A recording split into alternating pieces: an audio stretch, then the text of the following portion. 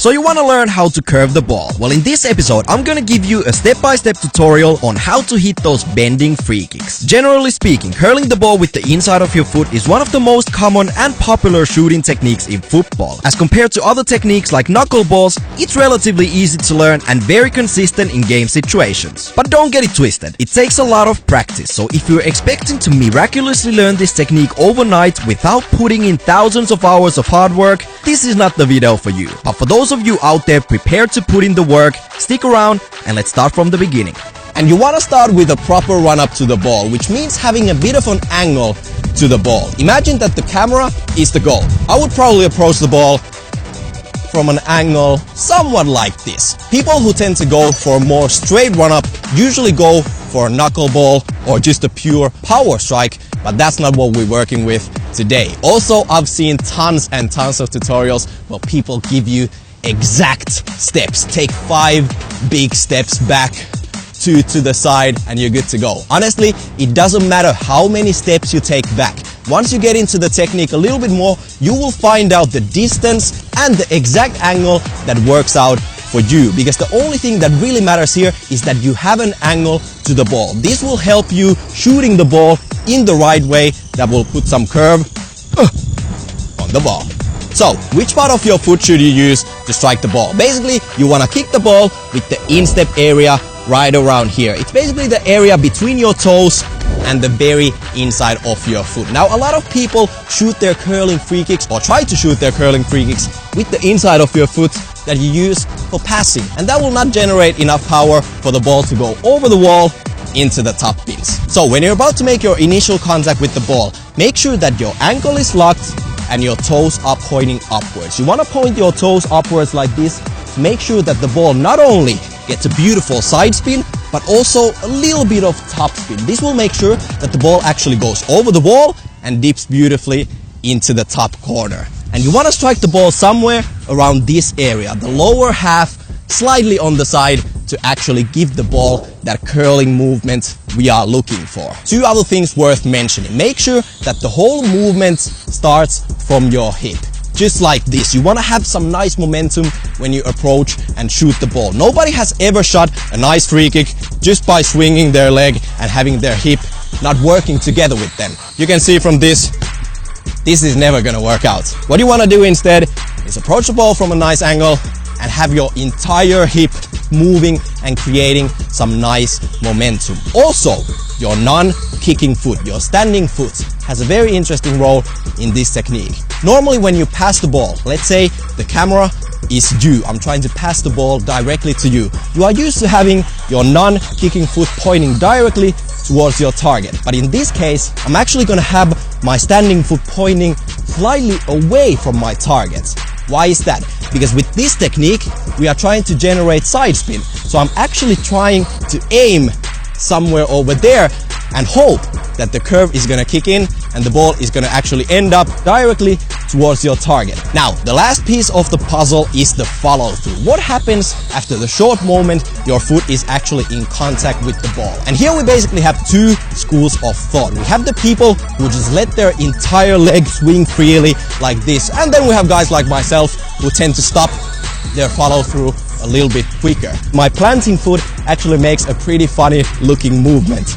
It basically drags along the ground and I land back on my kicking foot. Some people shoot their free kicks like this and their planting foot stays in the same spot all the time, but for me the movement is something like this. You can basically go with whatever version you feel comfortable in, but the important thing here is that your entire leg actually continues the movement and it slices across your body to make a circle like this. This will once again help you give the ball some curl, some sideways spin that we are looking for, and it almost happens naturally as you are approaching the ball from the side anyways. Also, it's very important to lean over the ball a little bit. If you are leaning back, the ball will end up going all the way over the goal, which is not something we are looking for.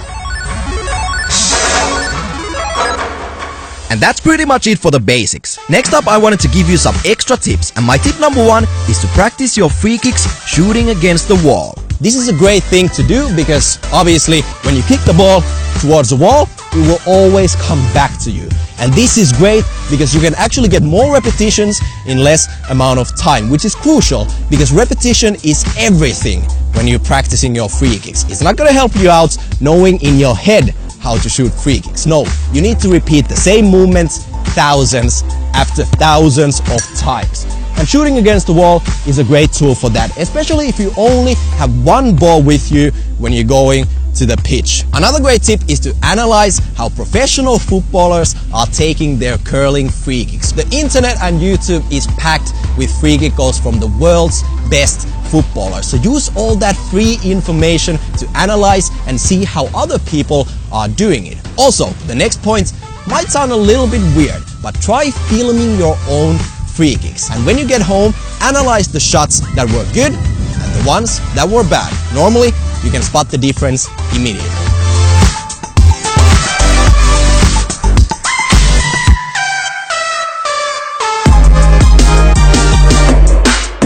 Now, on to some common mistakes that a lot of people do when they start practicing their curving free kicks. And the number one thing I see people doing wrong is that they only generate backspin to their shots instead of getting that beautiful side spin to the ball. Backspin is obviously an enemy because it will make the ball float in the air for a long period of time, which is something we don't want. We need the ball to go up over the wall and come back down into the top pins. Now, if you find yourself only generating backspin to the ball, you are probably doing one of these things wrong.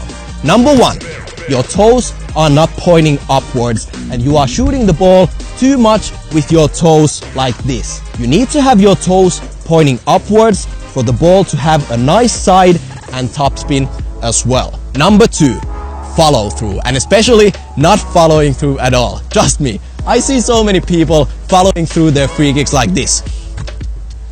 That's not how you follow through when you shoot a free kick. That's how you chip the ball. That will only give you backspin, which once again is an enemy. So make sure you follow through.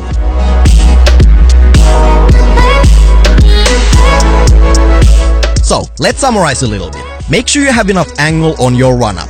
Point your non-kicking foot slightly away from your target and hit the lower half of the ball with your instep. As you hit the ball, make sure your upper body is leaning over the ball, your ankle is locked, and your toes are pointing slightly upwards to give the ball some top spin as well. And finally, follow through by continuing the movement with your leg across your body. So, that's basically it for this curving free kick tutorial. I truly hope you guys enjoyed this episode, and my last piece of advice is for you guys to stay consistent with your training. Trust me when I tell you, the only thing that matters at the end of the day is that you go back to that training ground every single day to work on your shooting technique. It doesn't matter what ball you have, it doesn't matter which football boots you have or don't have, the only thing that matters is that every single day you go to the training ground to get in those 200 free kicks, and you do that year after year. And that's it. I'm gonna cut it right there. Hopefully you guys enjoyed this episode. If you still have some questions, make sure to leave them in the comment section right down below. If you enjoyed this video and wanna see more, make sure you are subscribed to our channel. And before you go, give me a thumbs up in case you had a good time watching this episode. And with those words,